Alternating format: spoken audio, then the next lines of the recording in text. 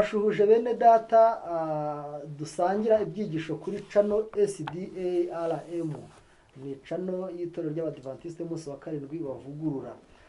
Tubifurije kugubwa neza kandi tunasuhuze bene data turi kumwe hano muri studio. Uwiteka abaho umugisha. Amen. Mwazindutse ndabona mumeze neza, muri free rwose bimeze neza, ariko nimusuhuze abadukurikirana kugira ngo nabo bumve n'amazina yanyu. Ndabasuje mu izina rya Yesu. Nanjye nitwa Aimable Nshimiyimana. Kana mwene data nawe abasuhuze. Yesu ashimwe, nitwa Charles ndi mwene so, ndabasuhuje. Murakoze cyane. Nanjye nitwa Ukwigize Jean Pierre. Uyu munsi rero twazindutse amahoro. Mbere yo kujya mbere mu cyigisho cy'uyu munsi, ni ingingo yo kuwa gatatu cyangwa se ni ingingo ya gatatu mu byigisho turi kwiga by'iki cyumweru. Mbere yuko tujya mbere, reka tubanze dusenge. Turagushimiye data wera muremyi wacu, izina ryawe rihabwe icyubahiro. Tugiriye neza muri aya masaha, uduhaye amahirwe yo kwiga ijambo ryawe. Kuri iyi cano dusabye umugisha ku bazabikurikirana natwe ubwacu. Umwuka wera azabe bugufi kugira ngo turusheho kwiga twunguka binyuze mu mwuka wera. Ubuntu bwawe bubane natwe twese, tubyakiye ubuntu mu izina rya Yesu. Amen. Amen. Murakoze cyane, Uwiteka abaho umugisha. Rero ejo twize ingingo itubwira ngo umucyo wirengagijwe. Uyu munsi tugiye kwiga ingingo ivuga ngo amatsinda abiri yababaga bateze amatwi. Ni babandi rero bategaga amatwi Yesu. Burya babaga barimo amatsinda abiri. Mbere yuko tujya mbere, reka tubanze dusabe mwene data Charles mu ncamake ingingo twize ejo yatubwiraga iki kugira ngo tubone tujye mbere.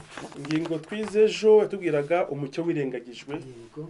Batubwiye ko Kristo yaje mu isi, ariko abo yajemo ntibamwemera. Batubwiye ukuntu imico ye yarangwaga n'inyigisho za buri munsi, mu buzima bwa buri munsi, harimo ingeso nziza, kwiyanga, kugira neza. Batubwira ukuntu rero abafarisayo birengagije uwo mucyo, ahubwo bafata umwanzuro wo kumurwanya. Babuza imitima yabo kumwizera kuko batamukundaga bitewe n'imico ye myiza yabasaga n'abaciraho iteka. Rero bafata umwanzuro wo kutamwizera, bahitamo kumurwanya. Niwo mucyo wirengagijwe. Akoze cyane. Uyu munsi rero tugiye kwiga amatsinda abiri y'ababaga bamuteze amatwi. Burya nubwo hari abamwirengagije, ariko muri ariya matsinda abiri dushobora kuza kubonamo itsinda ritabuze kumwumva. Amatsinda abiri y'ababaga bamuteze amatwi. Reka twumve aya matsinda. Noneho dusabe Charles afite Bibiliya dusomere muri Yohana igice cya 8 umurongo wa 25 ahabanza. Ariko reka twumve ikibazo cyo kuri A. Nyuma yo kuburirwa ko bashobora gupfira mu byaha byabo, mbese abafarisayo basabye iki Yesu? Kandi ni ukubera iki? Muri Yohana 8 umurongo wa 25. Ahabanza haranditse ngo, baramubaza bati, urinde? Bamubajije uwo ari we. Bamubajije uwo ari we. Kugira ngo byumvikane rero impamvu yatumye bamubaza, kandi n'uburyo bamubajije nyabyo, reka dusabe Aimable adusomere mu gitabo cy'Uwifuzwa ibihe byose ku ipaje 465. Babaye nk'abirengagiza amagambo ye, barabaza bati urinde? Bamuhatiraga guhamya ko ari Kristo. Umurimo we n'uburyo yagaragaraga byari bihabanye n'ibyo abantu bibwiraga, ku buryo nk'uko abanzi be batekerezaga guhita avuga ko ari we Mesiya byajyaga gutuma yangwa agafatwa nk'umubeshyi. Ubwo impamvu bamubajije kwari ukugira ngo yihamye, noneho babona aho bahera bamurega. Bibona icyo baheraho, maze bitume n'abantu baramuteze amatwi bavuga bati uyu nguyu ni umubeshyi. Kuko impamvu abayuda bari barasobanuye nabi ukuntu Mesiya azaza ameze. Yuko azaza ari umutware, umwami w'abami, mu gihe Yesu mwiko wa mutware w'abasirikare ijana igihe mwitegerezaga, urabona umukungu wamurenze ku birenge. Rero abantu baramwitegerezaga bakabona ari umuhanuzi, bakabona n'umwigisha, ari umuntu mwiza ubakiriza abarwayi, ariko abenshi bakabona atari Mesiya, ntabwo bemera ko ari Mesiya. Rero abayuda bashaka ko atabyihamya ako kanya, noneho kugira ngo babone aho bahera bamureka, bumvisha abantu yuko ari umubeshyi, ko atari we, ko yiyitirirwa atari we. Kandi rubanda ntago yabemezaga babwiye amagambo gusa, oya ahubwo yabemezaga mu bikorwa. Burya ni nacyo cyatumye ahangana n'aba bayuda, kuko bo bashakaga kumupfobya binyuze mu byo yihamye. Kandi koko iyo biba mu byo yihamye gusa bari kumutsinda, ariko bamutsindaga mu byo yihamya kubera ko babonaga uko bakumveka abantu bati dore yigereranije yisuye. Ariko bagera mu bikorwa akavuga ati yego niba ari umunyabyaha umunyabyaha yakora ibi ngibi. Rero agahita batsinda mu bikorwa yagenza gate yakoraga. Noneho reka tujye kuri B twumve ni gute umukiza yasubije agahishura isano idasanzwe yari afitanye na se. Hari ukuntu yashubije arangije ahita yishura n'isano yari afitanye na se. Muri Yohana igice cya 8:25 ahaheruka Yesu arabasubiza ati nduwo nababwiye bwa mbere.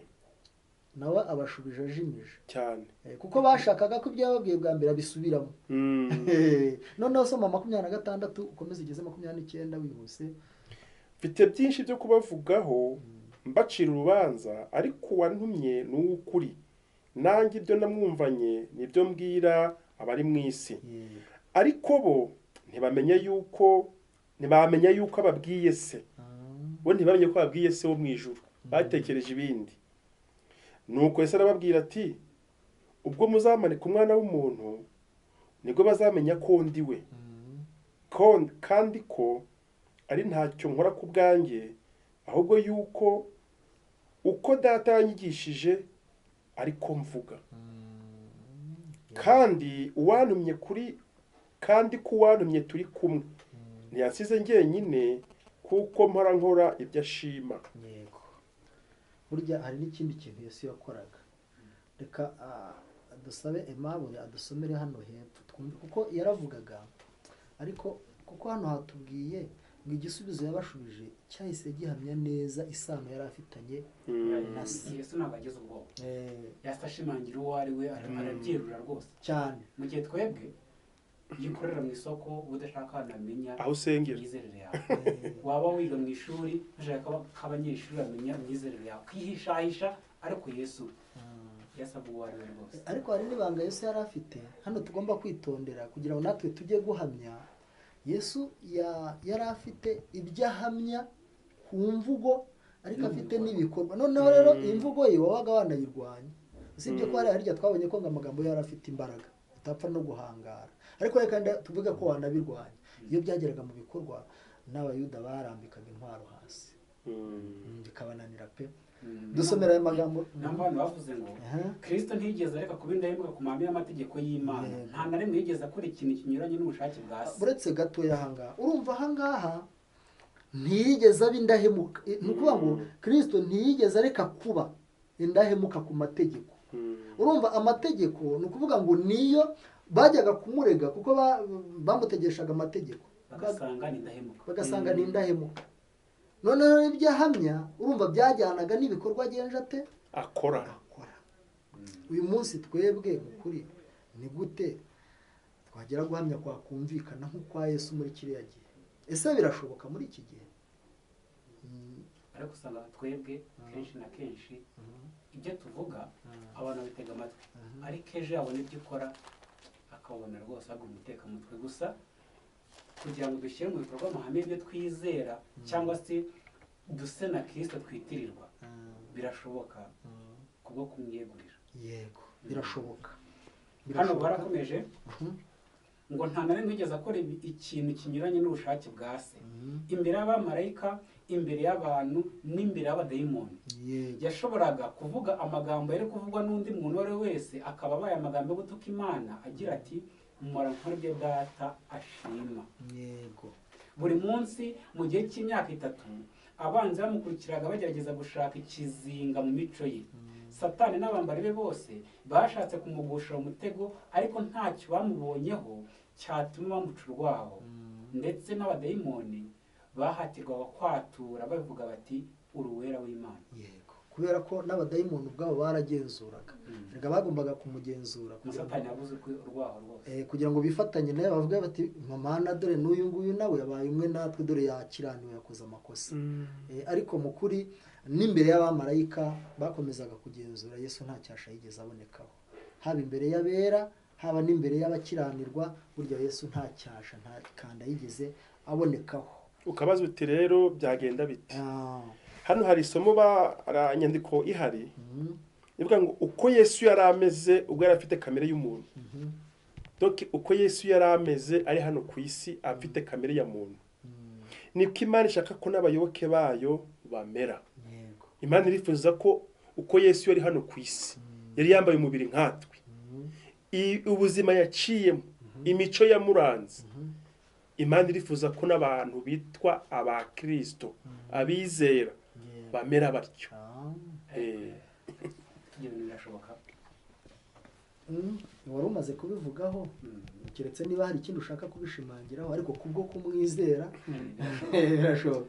Buriya mu mwuka w'abantu zisobanura neza mu gihe cy'umuti ubutumwa watoranijwe ku muzingo wa gatatu, bereka neza ko Kristo umubiri yari afite kuri iyi si ni nk'uyu wacu. Hari inyigisho Yohana yarwanyije abyandika mu byahishuwe z'abanikolayiti, barwanyaga yuko Yesu ngo yaje afite umubiri wacu wa kimuntu, ngo yari afite ngo ubundi bushobozi bw'ikirenga burenze bwacu, ariko ntabwo ari byo, ni inyigisho z'ibinyoma. Kubera ko Yesu Kristo akirana kuri iyi si yari afite imibereho umubiri nk'ibi byacu neza. Niyo mpamvu kuba yarakiranukiye Imana ari umuntu ijana ku ijana nk'ukwacu rwose, ntabwo ari kugira ngo yerekane ko afite imbaraga, yerekane ko yatsinze Satani, oya, ahubwo ari kugira ngo atubere icyitegererezo natwe tubeho iyo mibereho. Niyo mpamvu Imana ari gishaka yuko natwe tumera. Noneho kugira ngo abantu barusheho no kumva neza, soma aya magambo ari mu gitabo cyitwa Ibitekerezo byo ku musozi w'umugisha, yasome uyihutana kugira ngo abantu barusheho kumva neza. Imibereho y'umukiza ubwo yari ku isi, nubwo yabaga hagati mu midugararo, yari imibereho yuzuye amahoro. Nubwo ababisha bafite uburakari bahoraga bamugenza, yaravuze ati uwantumye turi kumwe, data ntiyansize njyenyine kuko mpora nkora ibyo ashima. Nta muraba w'uburakari bw'umuntu cyangwa bwa Satani washoboraga guhungabanya amahoro y'uko gusabana n'Imana kutagira amakemwa.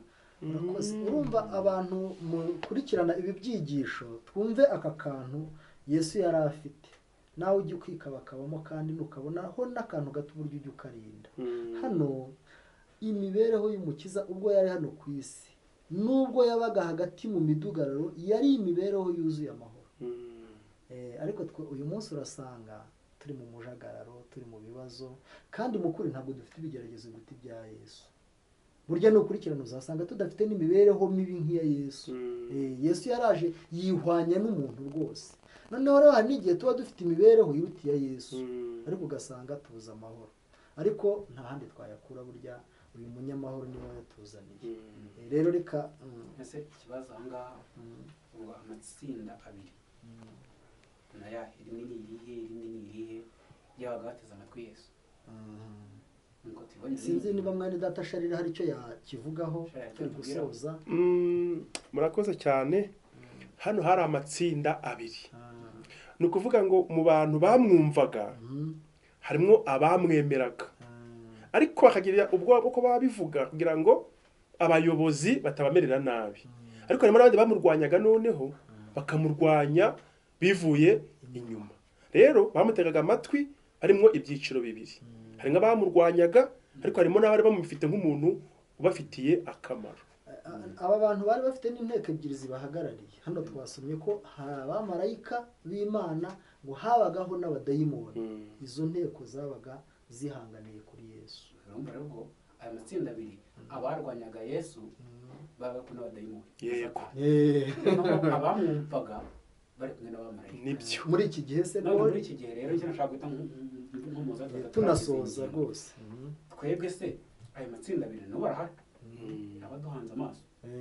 Yesu we aho atandukaniye nawe, we bamugendaga iruhande, intambwe ku ntambwe, bose ikivunge cy'abantu n'abadayimoni babaga bahari n'abamarayika.